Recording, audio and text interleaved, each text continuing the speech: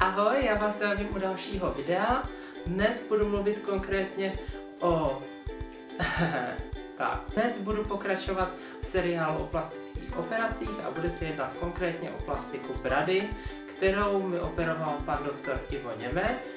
Pro ty, kteří ho neznají, tak on pracuje ve vojenské nemocnici a zároveň v ústavu estetické medicíny a má atestaci jak na maxofaciální, což je obličejová chirurgie, tak i plastická chirurgie.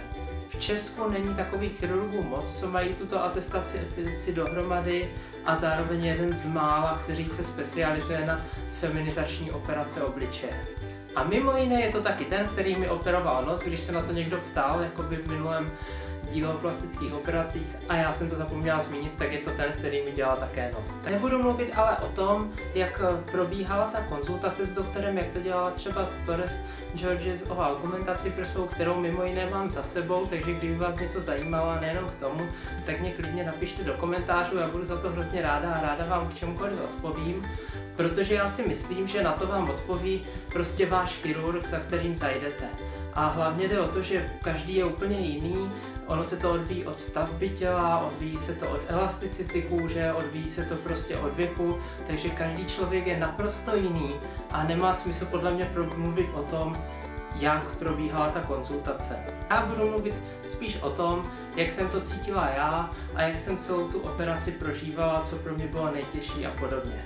Já jsem zažila několik plastických operací a musím říct, že brada byla tam maximálně nejvíc nepříjemná operace. Neříkám bolestivá, i když to taky byla bolestivá, ale nejvíc nepříjemná operace, kterou jsem zažila.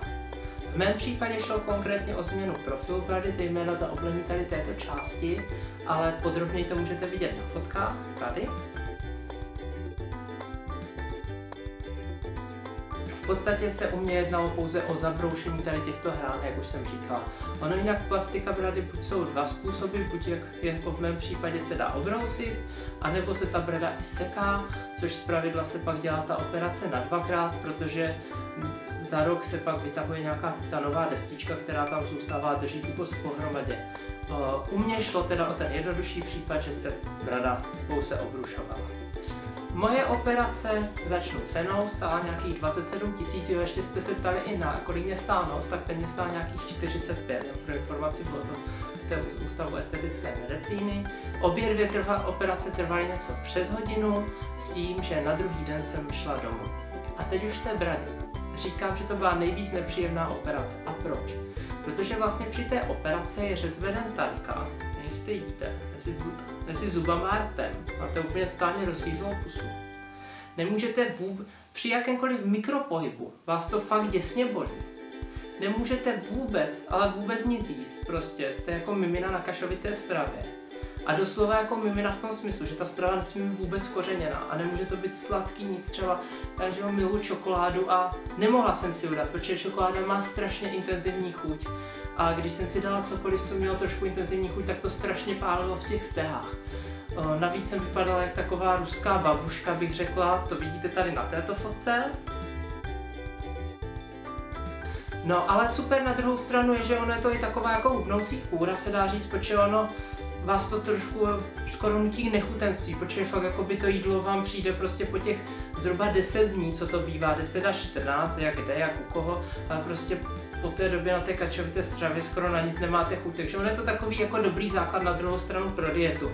Bohužel já jsem to jako obcházela, já jsem teda pak jako místo té čokolády dávala krupicu, takže já jsem během té plastiky brady jako po té operaci nabrala asi 2-3 kg, takže u mě to zrovna nefungovalo, ale kamarádka potom fakt shodila asi 5 kg, takže docela fajn. A poté, co mě to za 10 dní vyndali, tady tu moju babušku, jak jste viděli na fotkách, tak jsem vypadala asi takto.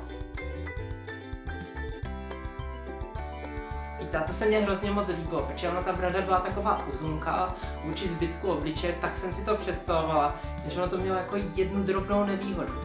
Ono ten obličej byl nateklý, takže on v podstatě jako za těch asi 5 dní až týden jako splasknul a ta brada už jako nebyla tak vůči obličeji malá, jak bych chtěla. A ještě je další součást té plastiky brady a to je pak teda vyndávání stehu.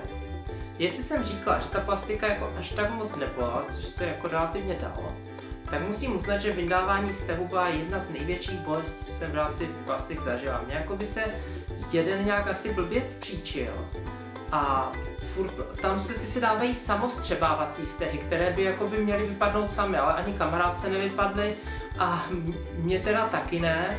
A po 4 týdnech teda pan doktor řekl, že už by se měli vyndat. A vydalo se mě jich asi 5, jako by stadikastý kusy. A z těch 5, jako ty 3 a 4 šly. Ale pak byl jeden poslední, já nevím, jestli jsem ho měla někde v nervu, nebo jestli někde prostě jakoby mezi zubama, nevím. Ale já jsem myšlela, že zešílím. To jako fakt pan doktor jakoby prostřihnul a já jsem tak v té ambulanci plastické chirurgie, kde lidi moc nekřičejí, jsem tak strašně zařvala prostě. A tak se mě udělalo blbě, že ještě mě tam nechal teda jakoby u něho nějakých 10 minut sedět a pak mě pustil domů. Tak to bylo strašně nepříjemné, ale to je asi individuální věc, někomu ty vztehy v prejti se vstřebají. V mém případě teda k tomu nedošlo. Co se výsledků týče, tak já sama jsem spokojená tak zhruba na 75%, protože jako lidi si toho nevšimnou, nevím jestli vy ve videu, ale ta brada je mírně jakoby šikma, prostě tady je to trošku do strany, doleva.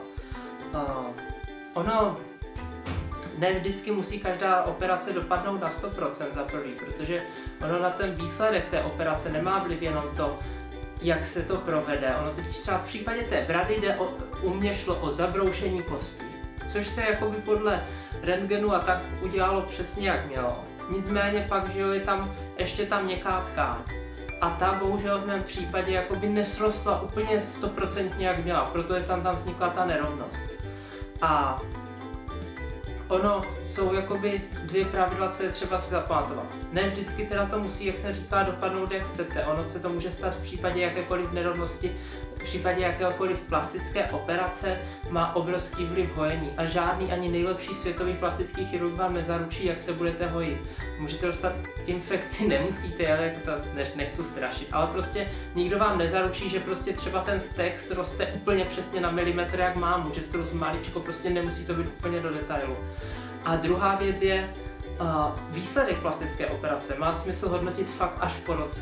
Mně třeba jak nos, tak brada se měnily, bych řekla, ještě takových jakoby 10 měsíců po operaci určitě. Nos mě nejvíc sedl jakoby tak kolem 10 měsíců po operaci.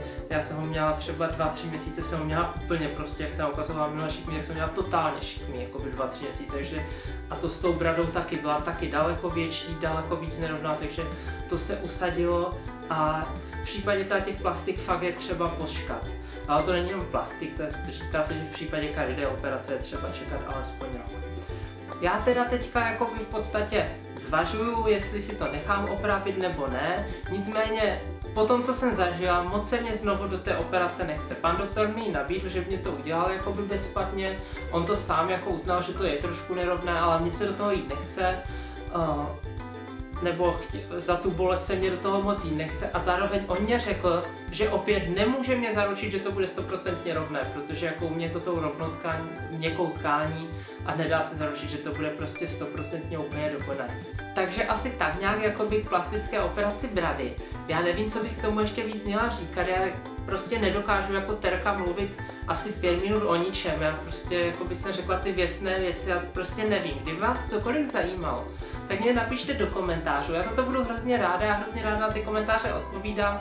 Ani nevíte, jak se mě rozzáří očička, když prostě vidím jakoby na tom mobilu nový komentář od někoho, já ráda odpovím. Takže určitě se na cokoliv ptejte a u příští video v sérii plastických operací budou buď vlasy, nebo ty prsa bych mohla udělat, protože ono to pak Terka, že jo, v lednu jde na tu operaci, tak ať to neudělá rychleji, tak ať vám dám tu zkušenost. Tak se zatím mějte krásně a ahoj.